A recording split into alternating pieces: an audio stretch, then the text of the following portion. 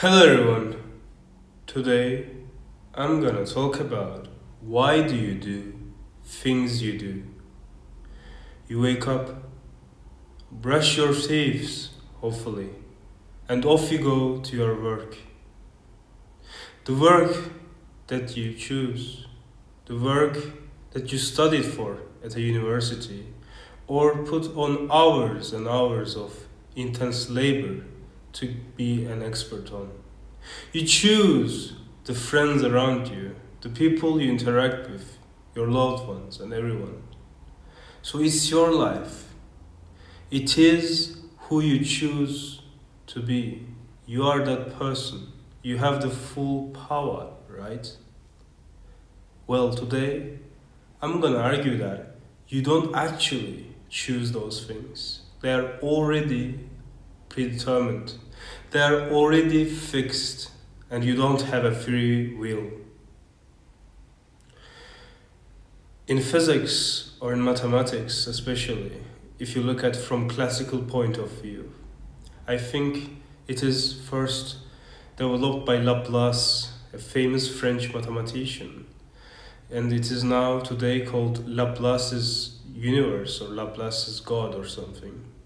That everything in the universe, if you know the initial points, initial boundary conditions, and the coordinates as well, by points, that's what I meant, then you can know where those particles will end up in the future.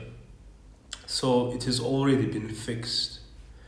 And physicists believe that if an eternal being existed in the cosmos, then in a way it can control everything, every single detail to its most intense decimal point that you can never dream of calculating as a human being.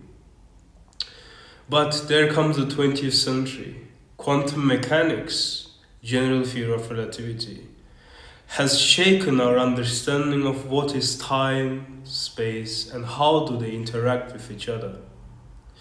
Special relativity mainly, which is the predecessor of general theory of relativity, has given us an understanding of how time is not just an absolute entity, but interacts just as well with space to give rise some unexpected results.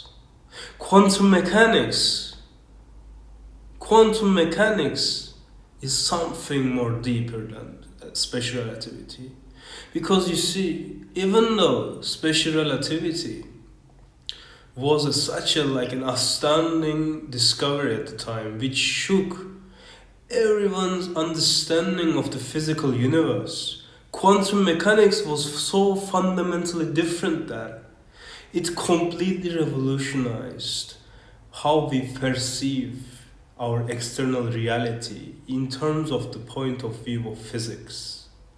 Because, of course, philosophically, people have been dreaming of abstract realities and dreamlike worlds ever since antiquity. Even I think Chinese, even the Tao religion, actually, there are some sayings that these kind of existence and reality relationships that has been so dominant in the 20th century philosophy, mainly by the surrealists, of course. Also, it has some incredible consequences in the paintings and in that field.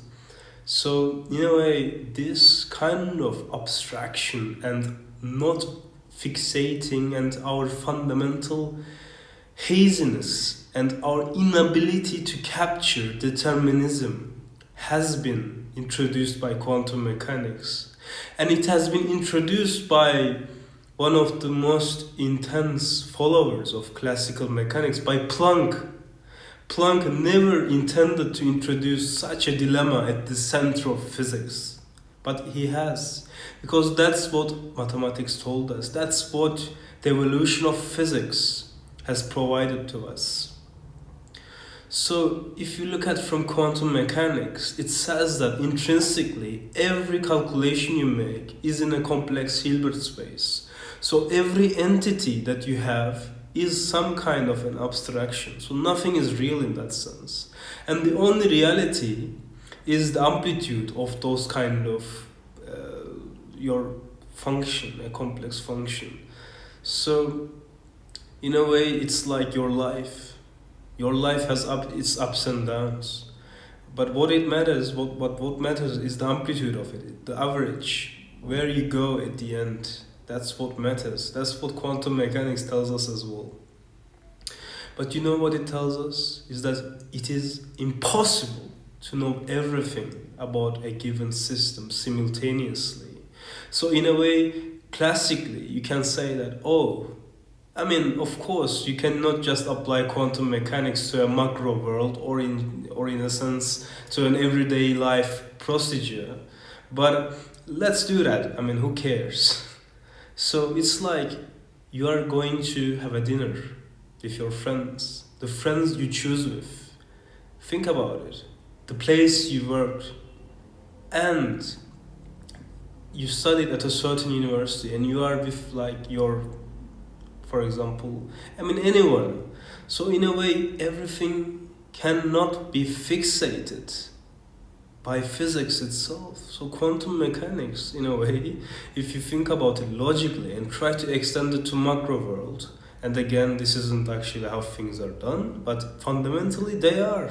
Because the fundamental entities of the universe are subatomic particles. So in a way, every fundamental theory in physics should be quantum mechanical, not the other way around. At least this is how the physicists are thinking. And our most successful theory of all time is quantum field theory, which resulted in the standard model of the particles that is now have been experimentally confirmed at CERN by, of course, the Higgs boson is the crown jewel of the discoveries of the standard model. But what I'm trying to say is that you choose things. You believe that you choose.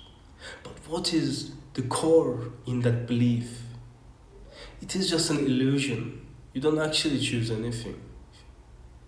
But in a way, your conditions and the things, people around you set you to a predetermined outcome. But quantum mechanics is telling us that there's a magic in all of us, a potential to become something unexpected. And I believe, guys, this is worth living. This unexpectedness, to be something different, to be the odd one around is the way to go. Otherwise, if your life is predetermined and fixated, who cares if you lived those moments? Because life has meaning only if you don't know what's gonna happen tomorrow.